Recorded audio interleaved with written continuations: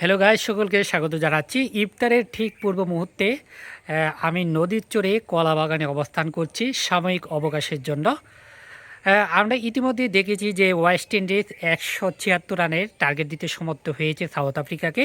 যদি এই টার্গেটের ভিত্তিতে ওয়েস্ট ইন্ডিজ যদি জিতে যায় তাহলে ওয়েস্ট ইন্ডিজ কিন্তু সরাসরি বিশ্বকাপের সেমিফাইনালে চলে যাবে, তাদেরকে আরেকটি ম্যাচের জন্য অপেক্ষা করতে হবে না।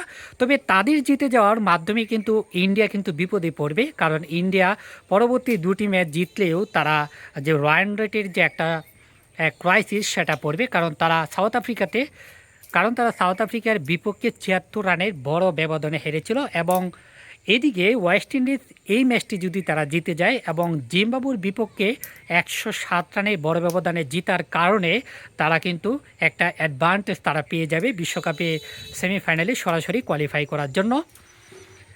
এই ম্যাচটির পরে সন্ধ্যা 7:30 জিম্বাবুর বিপক্ষে মুখোমুখি হবে ভারত। আপনারা জানেন জিম্বাবুয়ে কিন্তু অস্ট্রেলিয়াকে তারা ইতিমধ্যে হারিয়ে গ্রুপ চ্যাম্পিয়ন হয়ে কিন্তু সুপার 8 নিশ্চিত করেছে। তো তারা যদি আজকে ভারতকে হারিয়ে দেয় সেটা কিন্তু অবাক হবে না, কারণ ক্রিকেটের সবচেয়ে প্রভাবশালী এবং আভিজাত্যপূর্ণ যে দলটি অস্ট্রেলিয়া, তাকে কিন্তু তারা হারিয়ে দিতে সমর্থ হয়েছে। সেটা কাকতালীয় বলেন কিংবা নাটকীয় বলেন কিংবা অঘটন বলেন, আপনি যাই বলতে পারেন, তারা কিন্তু পরিসংখ্যান এবং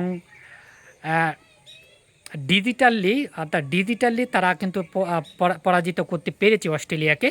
সো ভারতকে সেখানে যদি পরাজিত করে দেয় সেটা কিন্তু অবাক হওয়ার বিষয় হবে না। আমি চাই ভারত পরাজিত হয়ে বিশ্বকাপ থেকে বাদ পড়ে যাক, কারণ বাংলাদেশের সাথে যে ভারতের যে আচরণ সেটা কোনোভাবে বন্ধুসুলভ ছিল না। এই বিশ্বকাপে বাংলাদেশ পার্টিসিপেট না করার জন্য সবচেয়ে বেশি নেপথ্যে কাজ করেছে ভারত। ধন্যবাদ সকলকে।